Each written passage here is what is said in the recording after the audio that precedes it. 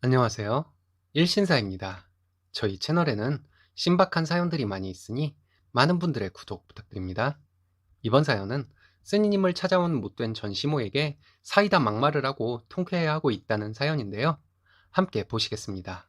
소송하시려면 하세요. 당신 같은 정신병자들이 정상인으로 살면 그게 더 이상하겠죠. 10년도 훨씬 지나 저에게 찾아와서 자기 아들에게 돌아오라는 전시모에게 제가 한 말입니다. 그렇게 며느리를 못 잡아먹어서 안달이더니 이제 와서 자기 아들이 정상적으로 못 살고 있다며 돌아오라고 하는 것은 어느 나라 염치인지 모르겠네요. 시원하게 지르고 나서 나오는 저희 뒤통수에 대고 숫자 욕을 하던 전 시모에게 뒤돌아서 활짝 웃어주었습니다. 저는 40대 초반 아이 셋 키우는 워킹맘입니다. 현재는 자상한 남편과 우리 부부에게 즐거움을 주는 예쁜 아이 셋을 천사 같은 시부모님의 도움을 받아 키우며 행복하게 살고 있습니다. 저는 한 번의 이혼 경험이 있습니다. 첫 번째에는 결혼식은 했었고 혼인신고는 하지 않았었기 때문에 호적상으로는 남편과 초혼이기는 합니다.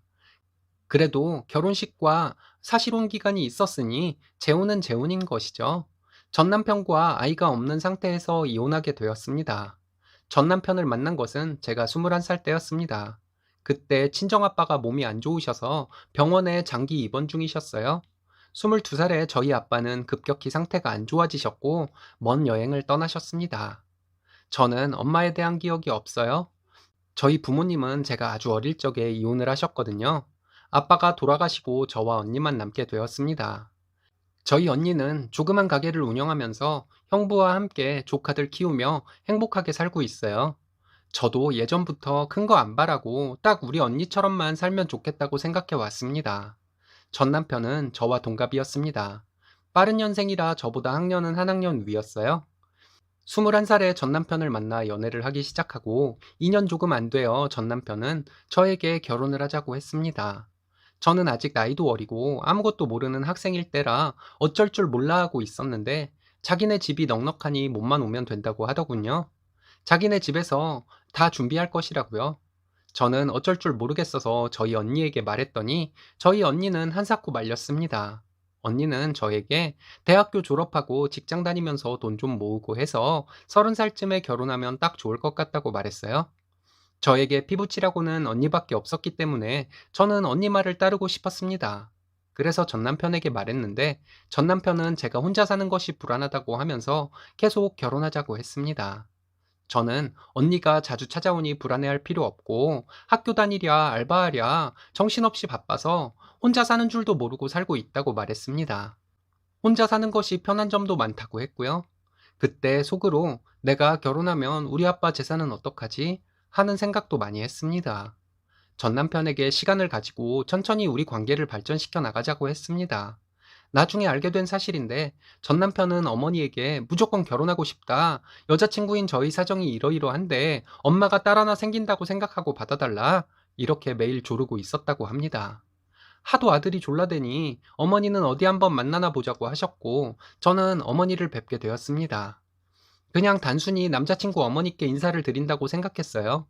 첫인상은 분위기도 있으시고 선하고 인자해 보이는 분이셨습니다. 그런데 말씀은 좀 많이 딱딱했어요. 땡땡이가 너랑 결혼하고 싶다고 하도 그래서 만나나 보자고 생각해서 나와봤다. 이렇게 말씀하시고는 여자가 키가 너무 크면 못 쓰는데 우리 아들하고 좀 안 어울리기는 하네. 이런 말씀을 하셨습니다. 제가 키가 170이 조금 넘을 정도로 여자치고는 많이 큰 편이거든요. 반면에 전 남편은 저와 키가 비슷했습니다. 참고로 저는 남자 키 따지지 않습니다. 그리고 어머니는 여러 가지 얘기를 했어요. 애미 없이 자랐다고는 들었고, 아버지는 얼마 전에 돌아가셨고, 가진 돈은 있니?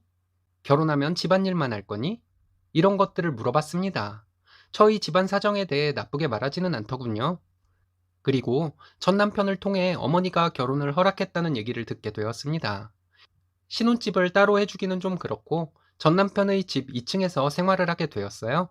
전 남편의 끊임없는 구애가 감동적이기도 하고 어린 마음에 앞으로 이렇게 저를 원하는 남자를 만나기도 쉽지 않을 것 같아서 결혼을 했습니다. 언니가 결혼을 준비하는 동안 저를 많이 도와줬어요. 그리고 미안한 표정으로 300만 원을 주었습니다.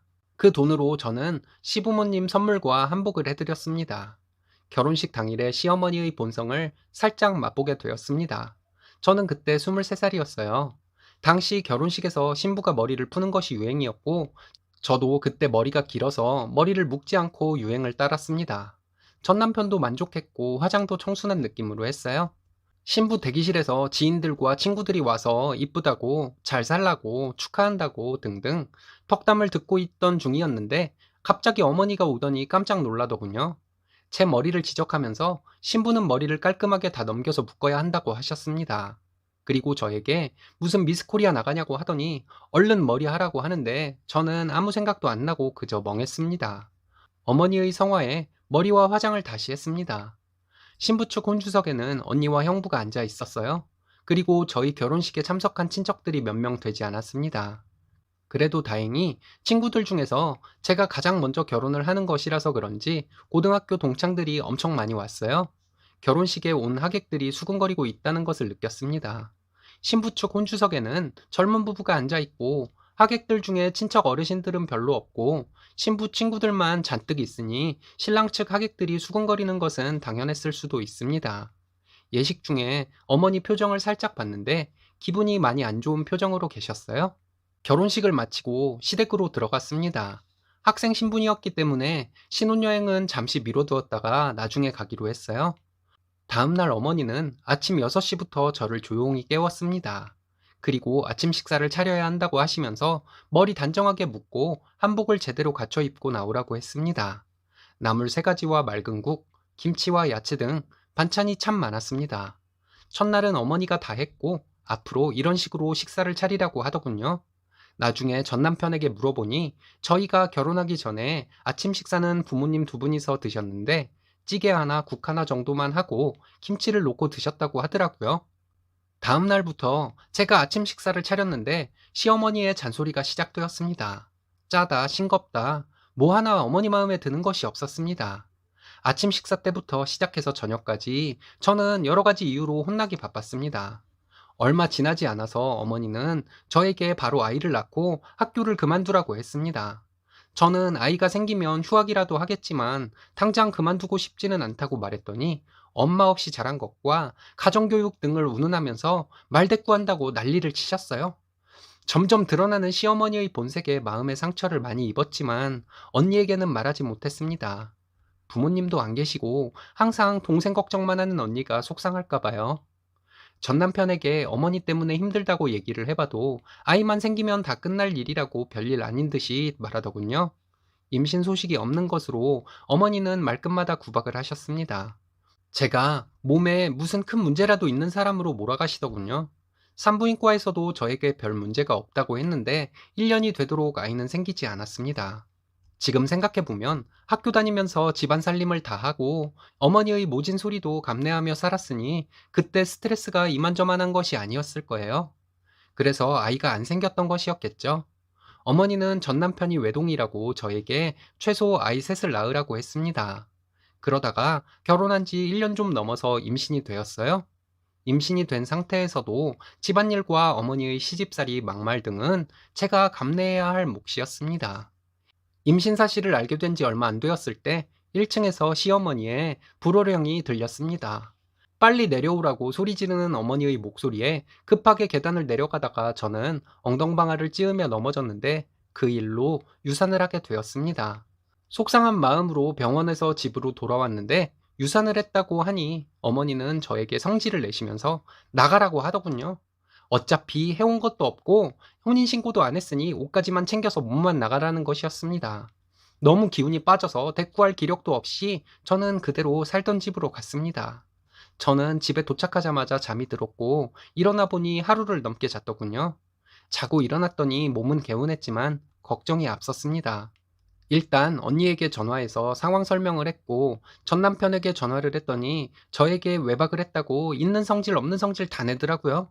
그리고 어머니는 저에게 나가란다고 진짜로 나가냐고 반항하냐고 하면서 당장 짐 다 빼서 아예 나가라고 고래고래 소리를 질렀습니다. 하늘이 무너지는 것 같았는데 언니와 형부가 저를 안심시켜주고 함께 가서 짐을 빼주고 했습니다. 그렇게 어이없게 저의 첫 결혼 생활은 끝이 났습니다.